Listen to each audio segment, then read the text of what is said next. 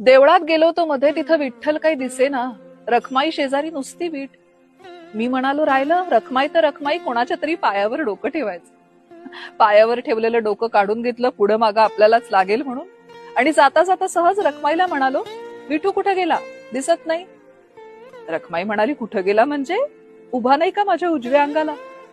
मी पुन्हा एकदा पाहिलं खात्री करून घ्यायला आणि म्हणालो, नाही तिथं कोणी नाही. तर म्हणते, नाकासमोर बघण्यात जन्म गेला, बाजूचं मला जरा कमीच दिसत. दगडासारखी झाली, मान अगदी धरली बघ, इकडची तिकडं जरा होत नाही.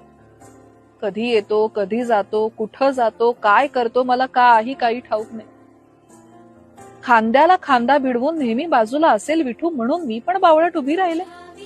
आषाढी कार्तिकीला इतके लोक येतात नेहमी, मला कधीच कसं कोणी सांगितलं नाही. आज एकदमच मला भेटायला धावून आलं.